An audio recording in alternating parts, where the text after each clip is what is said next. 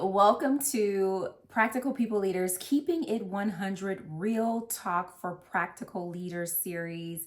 We are continuing on with our discussion for the week, which is how to drive business results. This is a super crucial topic for every new manager out there. If this is your first time visiting the channel, my name is Keon. I am so glad you're here. If you're feeling unsure and unsuccessful in your role, then you are in the right place. Without further ado, let's get right into the topic today of how to drive business results.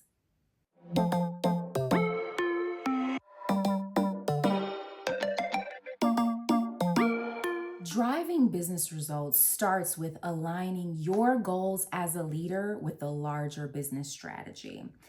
As managers, often the expectations that we received are handed down from people who are higher up in the company than we are. The higher up we get in our management role, the more say so, maybe the more input that we have for those expectations. But oftentimes, yes, it's a roll down of those expectations, things that we actually need to make happen. So for instance, let's say that Y is the goal. And the goal Y feeds into the larger company strategy, which is Z. Now, where we might have some autonomy and say so is, well, how do we approach Y? What's the best way to get there? Our unique approach to achieving Y is what we'll call X.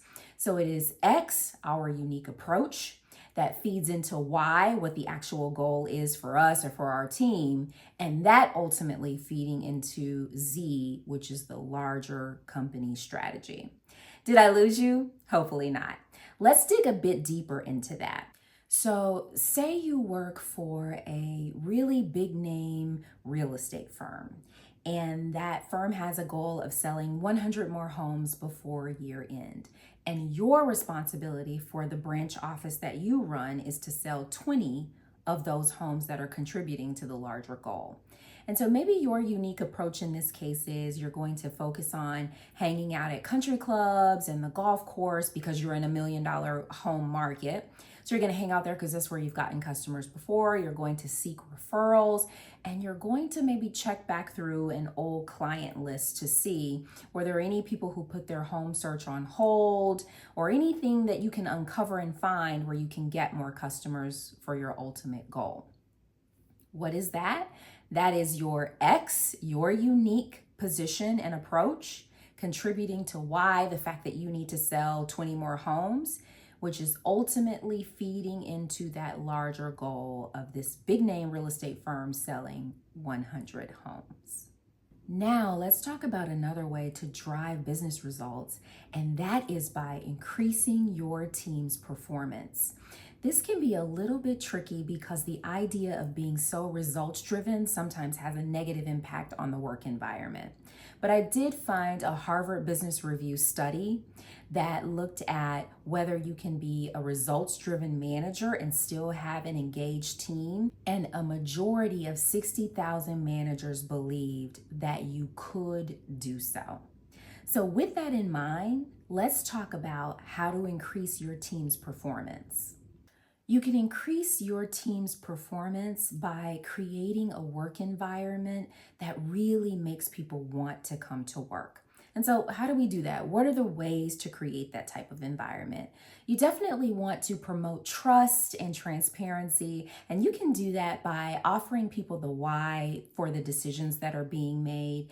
Also, you want to foster open communication, do things like promote growth opportunities. You also want to acknowledge your team's efforts and definitely show them your appreciation.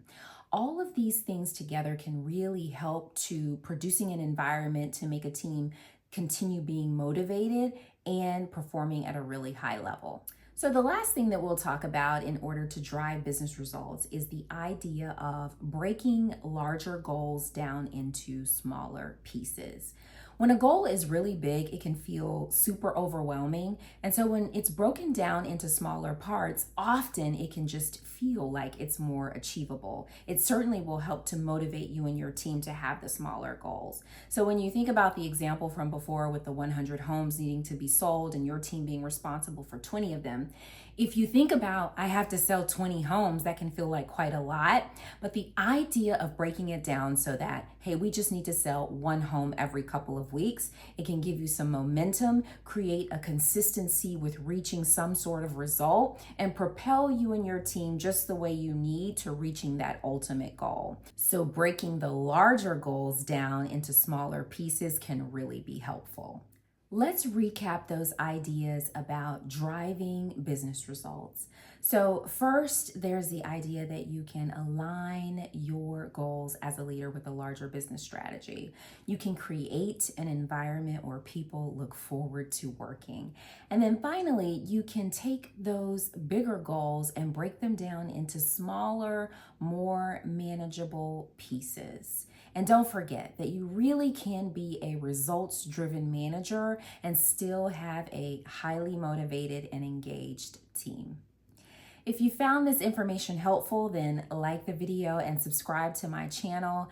I am certainly excited to hear about anything that's working for you for driving business results. What sort of strategies are you using? What's not working? If you have any questions, I'm happy to answer. Just drop them in the comments.